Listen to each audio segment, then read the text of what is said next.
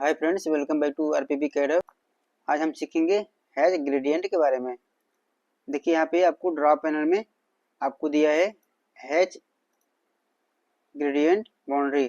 हमने last video में देखा था हैज के बारे में। यदि आपने लास्ट वीडियो नहीं देखा है तो उस वीडियो का लिंक इस वीडियो के डिस्क्रिप्शन में मिल जाएगा, वहाँ से आप जाके देख सकते हैं। अभी चलिए स्टार्ट करते हैं। ग्रेडियंट तो हमने यहाँ से ले लिया ग्रेडियंट। ये देखिए यहाँ पे पूछ रहा है सेलेक्ट ऑब्जेक्ट या पिक इंटरनल पॉइंट या ड्रॉ। अब देखिए पिक इंटरनल पॉइंट करेंगे तो आपको सिंपली जो आपका ऑब्जेक्ट है उसके अंदर कहीं भी पिक करेंगे तो आपको वो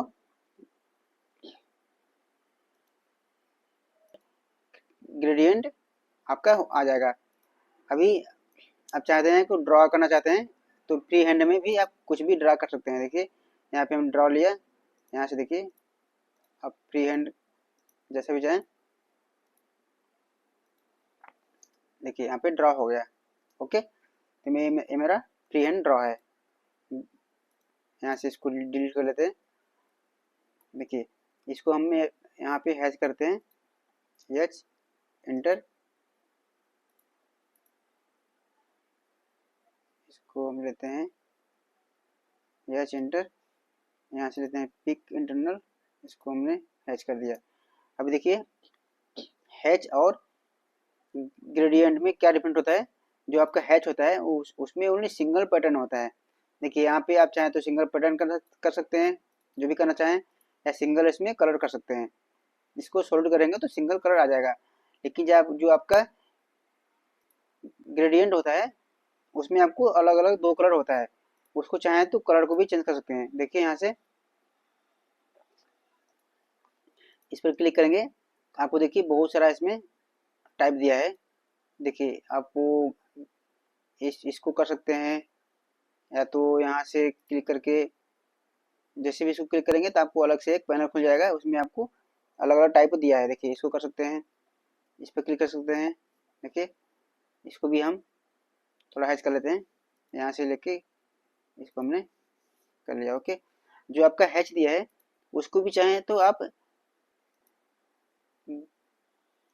ग्रेडियंट बना सकते हैं। और कैसे बनाएंगे, देखिए इसको सेलेक्ट करेंगे, यहाँ पे देखिए आपको लिखा है सॉलिड, यहाँ पे जाएंगे आप इस पर क्लिक करेंगे, देखिए यहाँ पे लिखा है ग्रेडियंट। ओके, यहाँ से आप इसको आप चेंज कर सकते हैं। देखिए अभी चाहें तो इसको यहाँ से एंगल चेंज कर सकते हैं। देखिए थोड़ा इसको जूमिंग करते हैं। देखिए यहाँ पे आप इसको एंगल भी चेंज कर सकते हैं। देखिए अच्छे से नहीं दिख रहा है तो आपको, देखिए इसको पहले हम कलर चेंज कर लेते हैं। और कलर कहाँ चेंज करेंगे, देखिए आपको यहाँ पे ग्रेडियंट के नीचे आपको यहाँ पे क्लिक करेंगे तो